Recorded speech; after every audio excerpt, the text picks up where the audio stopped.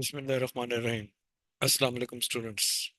I am Dr. Khalid Masood from Forensic Department, UMDC. Today, the lecture is from Respiratory Module 2 of Forensic subject, and the topic is organophosphate insecticides. The objectives are: list commonly used insecticides, classify insecticides, classify organophosphate compounds, describe the mode of action, signs and symptoms, treatment, postmortem findings, and medico-legal importance of organophosphates. The reference of the books I have written down in the first slide. Now, first of all, we'll see what do you mean by pesticides. Pesticides are compounds used to kill pests. Now, the pests, they may include insects, the rodents, and the fungi. Classification of pesticides.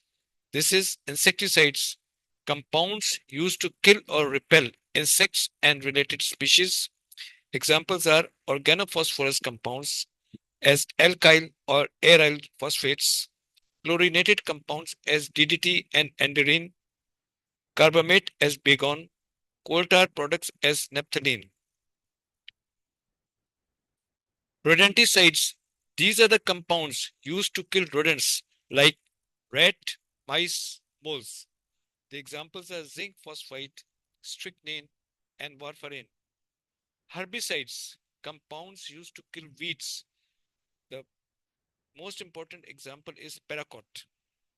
Fungicides, compounds used to kill fungi and molds. Examples are thiocarbamate. Metallic compounds as aluminum phosphide. Miscellaneous compounds include lead, copper, mercury, and nicotine. Organophosphorus, coming to the topic of the lecture today, the organophosphorus compounds act as agriculture, animal, and household insecticides.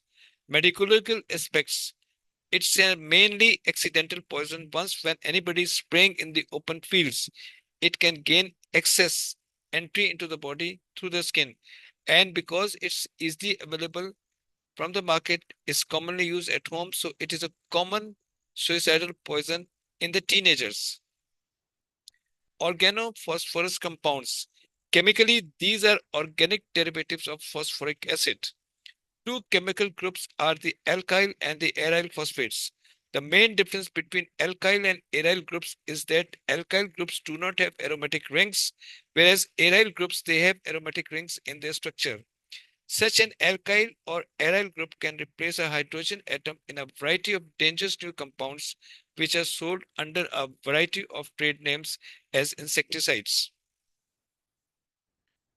Common alkyl phosphates. These include, just remember the names only. You don't have to remember this whole name. Just remember the abbreviations. HETP, hexaethyl tetraphosphate, tetraethyl pyrophosphate, which is known as TEPP, octamethyl pyrophosphoramide, OMPA, malathion. These are the alkyl groups. And this is a phosphorus group, and these are the aromatic rings. Here the hydrogen atom that is used, it can be the hydrogen atom, they are replaced by phosphorus atom.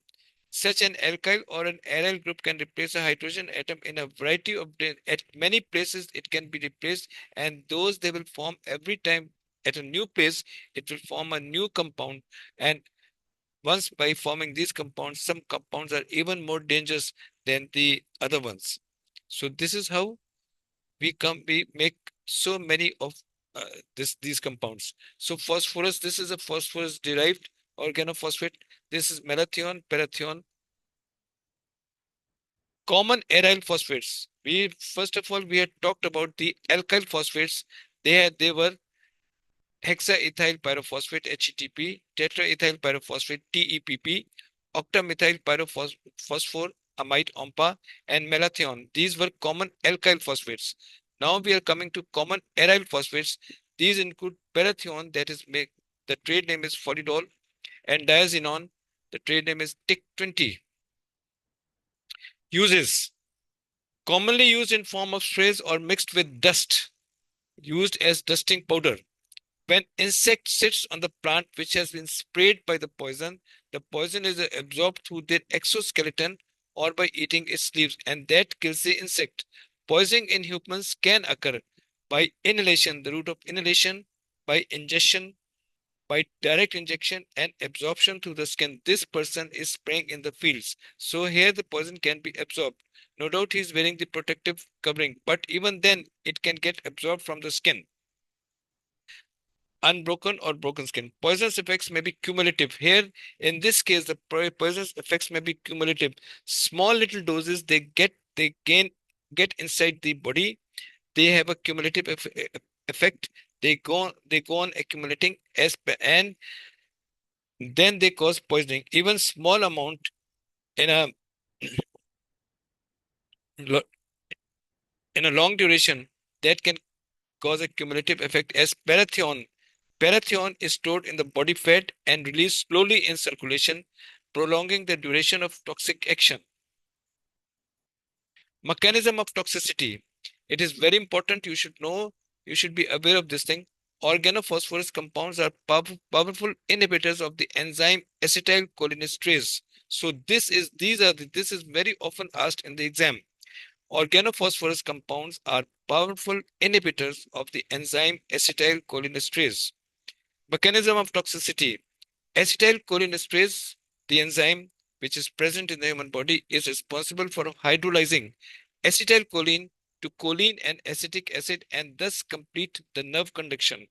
Site of action is at the myoneuronal junctions and synapses of ganglions, where normally acetylcholine is liberated from nerve stimulation. Overstimulation of nicotinic receptors found at neuromuscular junctions and adrenal glands. Now, in organophosphorus compounds, the cholinesterase activity is inhibited because of the action of organophosphorus compounds. Once when this cholinesterase activity is inhibited, this acetylcholinesterase that hydrolyzes the acetylcholine, which is normally found in the at the nerve at the ganglion site, and that is broken down into hydrolyzed into choline and acetate. Now acetylcholine is inhibited by these compounds. What happens then? This results in accumulation of acetylcholine. The acetylcholine gets accumulated at the nerve endings in a greater amount, results in hyperexcitation of the voluntary and the involuntary muscles, and eventually, once when the voluntary and involuntary muscles they are hyperexcited, they go into a state of fatigue, and that causes paralysis of the nerve or muscle. So a drop in activity of cholinesterase up to 30% of the normal or lower, that will result in toxicity. Whatever the cholinesterase level is, once when it is dropped by the action of organophosphorus, up to 30% drop in the activity of cholinesterase up to 30% of normal or lower results in toxicity. This is one of your BCQ questions. It can come in the exam like this. Okay, what is at what level of reduced cholinesterase the toxicity occurs? So that is the drop in the activity of cholinesterase up to 30% of the normal. The routes of exposure. Organophosphorus compounds are readily absorbed across the skin with the skin contact, whether skin is broken or it is intact. In the lungs with inhalation of pesticide contaminated air. In the gut by ingestion of pesticide residue on food, dirt, dust. So organophosphorus compounds, they gain access to the body by ingestion, by inhalation, and once when it comes in contact with the skin, it gets absorbed there. Clinical feature. Organophosphorus insecticide poisoning in humans can produce acute poisoning due to acute peripheral and central cholinergic blockage and intermediate syndrome with weakness. Then there's the third thing is the delayed distal polyneuropathy. Acute poisoning, acute organophosphate poisoning that causes four features. One is muscarinic effects. Second one is nicotinic effects. then it has got effects on the central nervous system, and then there are other features. Coming to acute poisoning and coming to the muscarinic effect, you should follow the mnemonic dumbbells. Dumbbells, sludge, or dumbbells. This is a mnemonic. So, taking dumbbells, D is for diarrhea and involuntary defecation. U is for urination frequency and involuntary urination. M is for meiosis, the pupil that gets constricted. B is for bronchospasm and bradycardia. E is for emesis. L is for lacrimation. And S is for salivation. So this is the mnemonic dumbbells. This is for the muscarinic effects. Diarrhea, urination, meiosis, bronchospasm, and bradycardia, emesis, lacrimation, and salivation.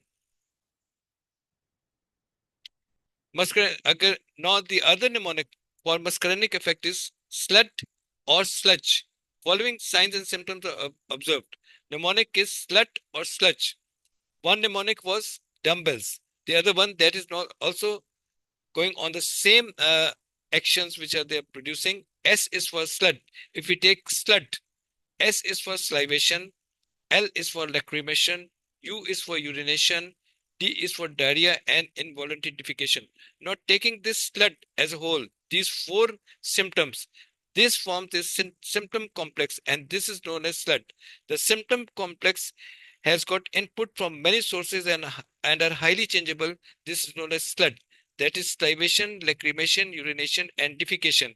And when we take sludge, if we add GE along with this, then G is for gastroenteritis and E is for emesis. So if we go on the first mnemonic, dumbbells, again dumbbells, this is D is for diarrhea, U is for urination, M is for meiosis, B is for bronchospasm, E is for emesis, L is for lacrimation, and S is for salivation. The other mnemonics I told you, slut makes the system complex. S is for salivation, L is for lacrimation, U is for urination, D is for diarrhea and voluntary defecation. And if we take, this is the system complex sludge. And if we take sludge, this again, sludge, this is SLUD, remains the same, salivation, lacrimation, urination, diarrhea, and G is for gastroenteritis and emesis. So this is how you can easily remember the muscarinic effects of organophosphorus compounds. So the muscarinic effects, coming to a little bit of detail, once when it affects the bronchial tree, it causes bronchoconstriction, which was in dumbbells, it was DUMB. B was bronchoconstriction. It causes bronchoconstriction, wheeze, causing chest discomfort, dyspnea, cough, cyanosis, froth in nose and mouth, and pulmonary edema. The effects simulate bronchial asthma. Coming to the GIT, we are taking all those mnemonics which were the symptoms a little bit in detail. In the GIT, it causes anorexia, nausea, vomiting, and abdominal cramps. There will be substernal tightness, which is a sort of a cardiopspasm with heartburn. It is not a case of myocardial infarction. It is just substernal tightness. Eructation, belching. Eructation means belching. Diarrhea, tenesmus, and involuntary defecation. On the urinary bladder, there is frequency and involuntary passage of urine. The muscarinic effects, again, on the lacrimal glands, there is increase in lacrimation. There is meiosis with blurred vision. The tears may be red. Here, these are the red tears. This is known as chromodacryoria due to porphyrin accumulation in the lacrimal glands. Remember red tears. Red tears you will find in this condition in case of organophosphorus compound poisoning, where there is increased lacrimation, and that is due to the red tears is due to porphyrin accumulation in the lacrimal glands.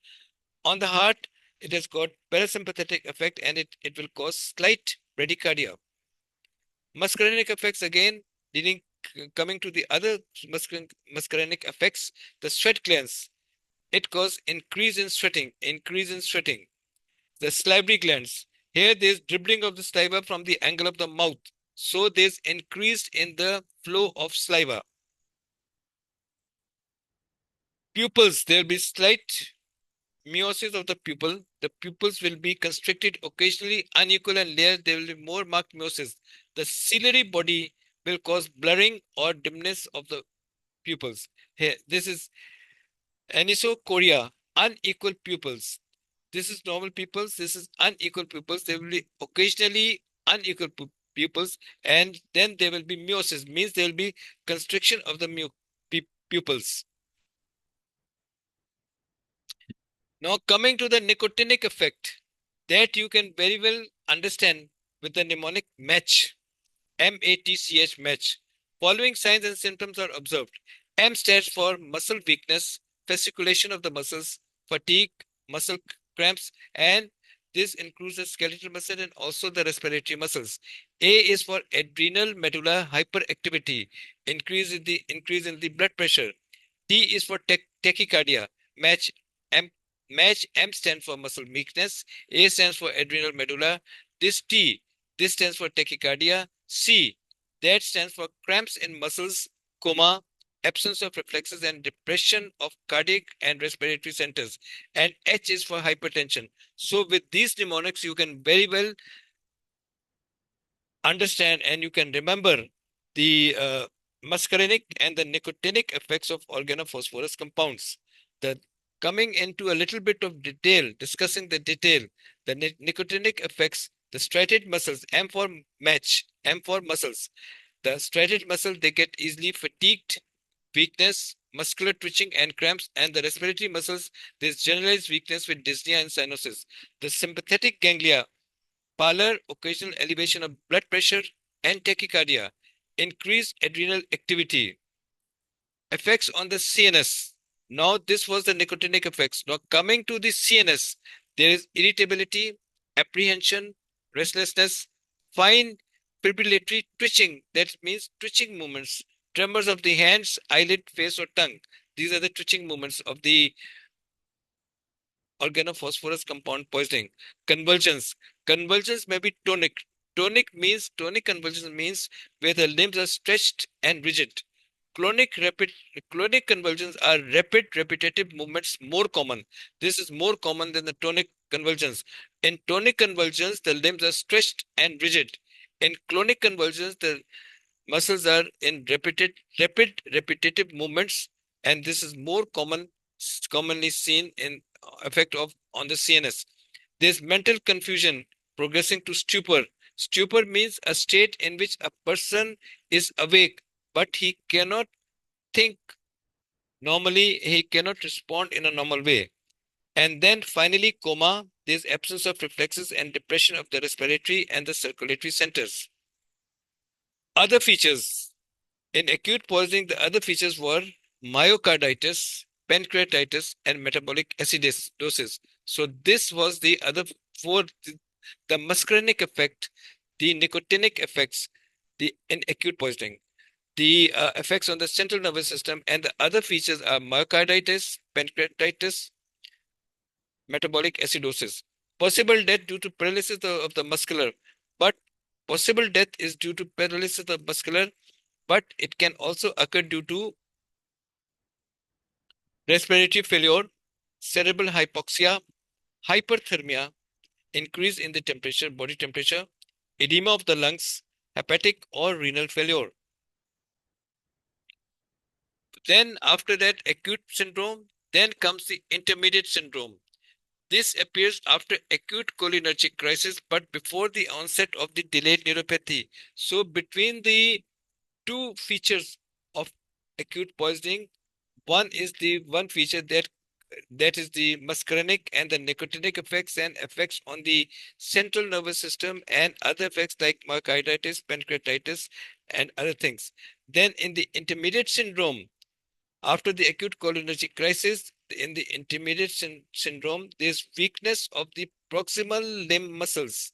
Proximal limb muscles means just limb muscles which are proximal in anatomical position, and the neck flexors and the flexors of the neck.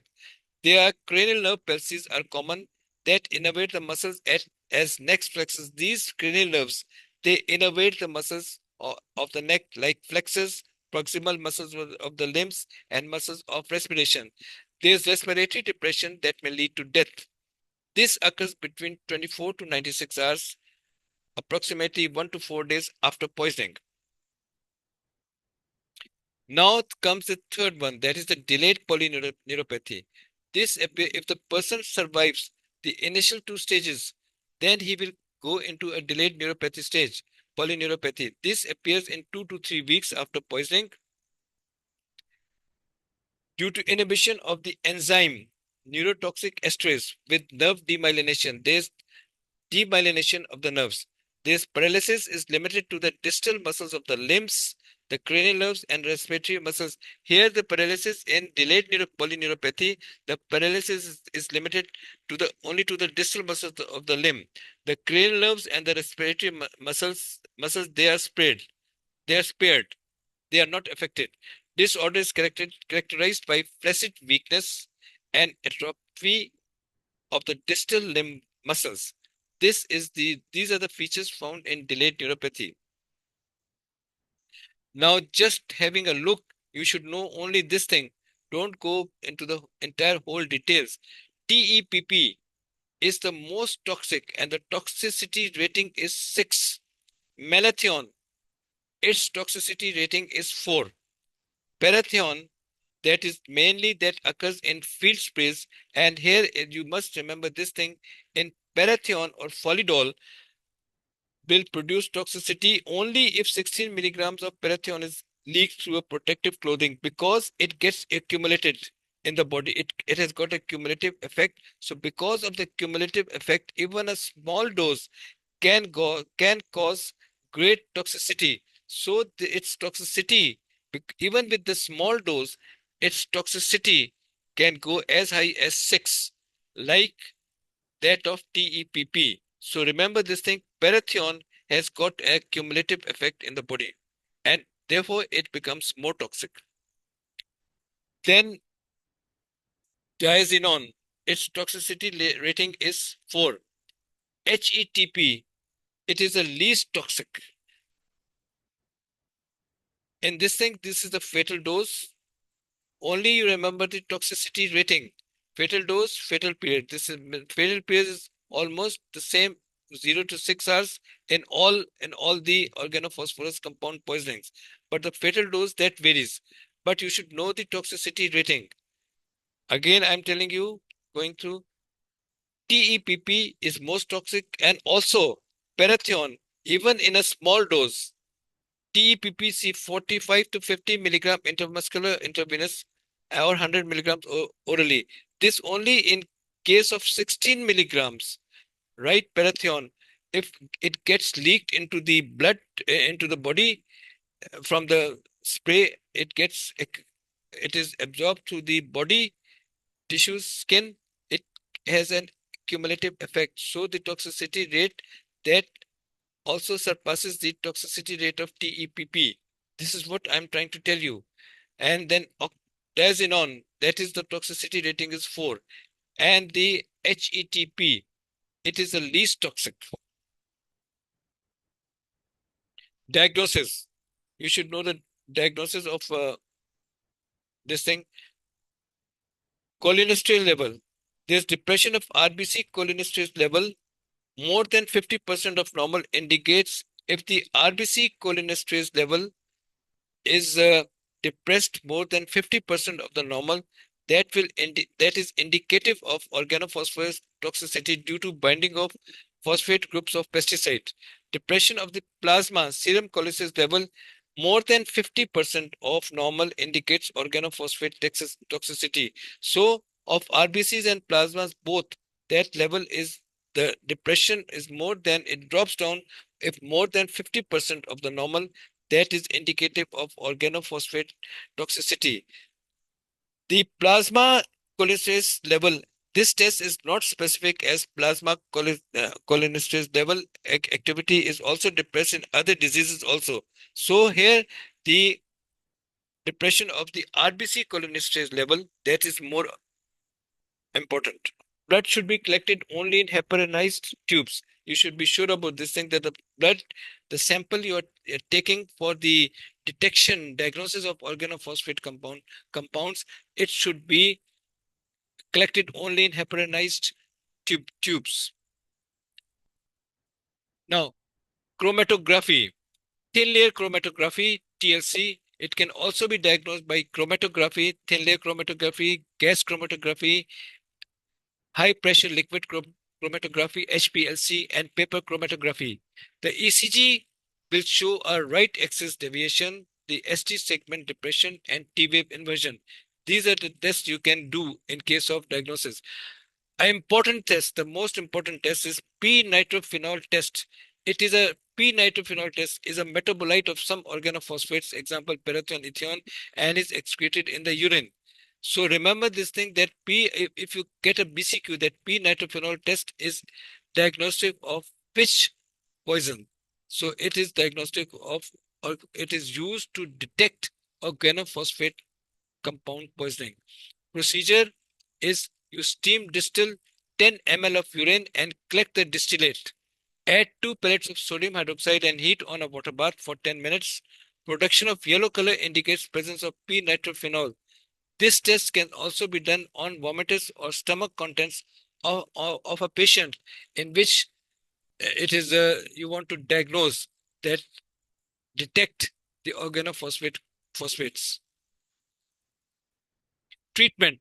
First of all, the most important thing in treatment is that you should go for decontamination, means cleansing to remove harmful substance so that it is not absorbed to the skin. Physicians and nurses who are dealing a case of organophosphate compound poisoning, suppose a case of organophosphorus compound poisoning comes to you from a field, while he is spraying in the field, you should, the physicians and the nurses should wear PPE, the personal protective equipment, or rubber gloves, so that they themselves are not harmed by the drug, as these patients still have the compound on them. Remove the patient from the source of exposure, strip off the patient's clothes, and exposed parts are washed thoroughly with water, soap, or alkaline solution. So this is decontamination. Stomach wash. If the poison is ingested, you can go for a stomach wash and perform the gastric lavage by tap water with or without KMNO4, potassium permanganate. Administration of activated charcoal. After the stomach wash, you can give activated charcoal. Secure the airway. Foot end of the bed is to be raised to ensure drainage of respiratory mucus. Suction to clear airway. Intubation or rarely tracheostomy, that is required. Artificial respirator or ventilator. Positive pressure oxygen to be given in case of pulmonary edema. Antidote. Remember, there are two antidotes. One antidote is competitive antidote. The other one is a specific antidote. Competitive antidote is atropine. Atropine competitively blocks excessive acetylcholine levels at muscarinic levels only, but it does not reverse peripheral muscular paralysis, which is nicotinic action. So if the person is having muscarinic levels, there you give atropine. How do you give atropine? Patient should be fully atropinized. Dose is 2 to 4 milligrams every 15 to 30 minutes, intramuscular or intravenous, of atropine till the person is fully atropinized. And effects of atropine appear like flushed face, dry mouth, dilated pupils, fast pulse, warm skin.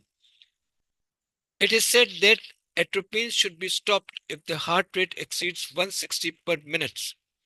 As much as 2 milligram of atropine intravenous, and dose to be repeated every 10 minutes till pupil dilates or bronchial secretions have dried up, right? And you can give a maximum up to 200 milligram of atropine can be given in a day. Continued treatment with maintenance dose may be required for 1 to 2 weeks. With the maintenance dose, I'm talking about, you can give at a stat up to 200 milligrams, and then you give the dose as a maintenance dose, which is definitely less than that. But it should be fully atropinization. I've told you what are the symptoms of fully atropinization. That is flushed face, dry mouth, dilated pupils, fast pulse, and warm skin. And again, it is said that if the heart rate exceeds 160 per minute, atropinization should be stopped. Cholinesterase reactivators. This is a specific antidote. Atropine only acts as the muscarinic at the muscarinic level. Please remember this thing. This acts only at the muscarinic level. And the other one, the oximes, oxime compounds, protopam, pralidoxime, they help to regenerate cholinesterase at muscarinic, nicotinic, and CNS. All the three sites, muscarinic, nicotinic, and CNS, these sites, the action is by the specific antidote, that is oximes. They act by dephosphorylating the inactivated cholinesterase. They provide specific antidotes for organic phosphorus ester poisoning and should be used to supplement along with atropine, because atropine is going to act on the muscarinic symptoms. This is going to act on the three sides, but along with supplement, along with atropine, you have to give oximes also, to be given within 24 to 48 hours, because after that the binding of acetylcholine becomes irreversible. Once the oximes, you want to start the oxime, they should be given within 24 to 48 hours, means within 1 to 2 days, because after that the entire acetylcholine, the it is bound to the tissues and the binding cannot be reversed.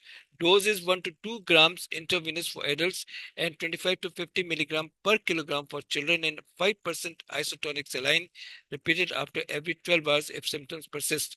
This I am telling you in a detail about the dose, about the actions of cholinesterase, but you should remember this thing, that the competitive antidote which acts on the muscarinic effects in organophosphate compound poisoning is atropine, and the specific antidote is oxime compounds. Supportive measures. A diuretic and a brisk saline purgative is useful. Restlessness can be treated by diazepam or barbiturates. Morphine is contraindicated due to respiratory depression. It affects the respiratory center in the body, and that if the respiratory center is already depressed, it will be depressed all the more. Exchange transfusion of the blood if it is necessary. In case of organophosphorus compound poisoning, the first 4 to 6 hours are most critical. In delayed paralysis resulting from demyelination, damage is permanent. The postmortem appearances. Externally, the postmortem appearances are that of asphyxia, which are classical like cyanosed face, froth from the nose and mouth, bloodstain, and there is a smell resembling, it is a characteristic smell of organophosphorus like of kerosene oil and garlicky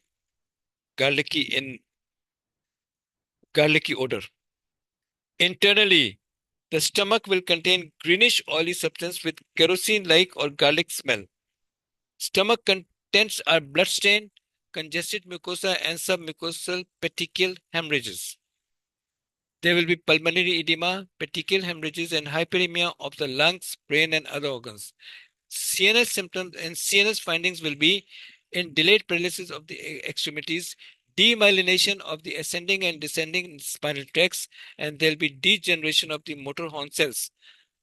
One thing is that as alcohol masks the smell, and these poisons are used with alcohol for homicidal purposes, these poisons are used with alcohol, because alcohol will mask the garlicky and the kerosene-like odor, and the person who is being given the poison, he will not be confused, or he will not be alarmed that something nasty is being given to him. So here, the visa which you send, they should be sent in preserved in saturated saline and not in other preservatives, because alcohol is not to rectify, spirit will not be used in that. It will be, the viscera will be sent to the forensic science lab after autopsy in saturated saline. I'm just giving you an idea that the poisons, what are the poisons that resist putrefaction? and their toxic substances can still be identified after putrefaction. Otherwise, it is arsenic, antimony, barbiturates, carboxyhemoglobin in carbon monoxide poisoning, cyanides, datura seeds, endrine, which is DDT, lead, mercury, nicotine. I have place this slide here because organophosphorus compound, they also resist putrefaction and they can be detected many days after death. So, and other are phosphorus, strychnine, thallium, and yellow oleander. So this is a list of the drugs from which where these drugs, they resist putrefaction, and these can be detected after many days. Medical legal aspects. Organ phosphorus compounds are extensively used as pesticides. These are extensively used as pesticide in agriculture. In common domestic use for destruction of vermin, wild animals that are believed like this rats, mice, other things which can be harmful to the crop. They are easily available. So a person, especially in teenagers, which commit suicide, they make use of this drug. So normally this drug is used as uh, suicidal for suicidal purposes by the teenagers. Mainly it is accidental once when this is absorbed through the skin while spraying in the fields, and the person who are handling foods which had been sprayed by organophosphorus compound poisoning, there it can cause accidental poisoning through contamination and leakage of these organophosphorus compounds from manufacturing packers to edible commodities. Here, once when the food are being and vegetables are being transported from one area to another, they first of all sprayed, and those people who handle it, they can get poisoned. Accidentally, they can get poisoned. Suicidal, it is a very common because it's easily available. Homicidal, it is to a certain extent because it has got a typical kerosene-like odor and garlicky-like odor, and it can only be given once it is mixed with alcohol to mask its smell. So it is only for homicidal purposes. It's only used to a certain extent.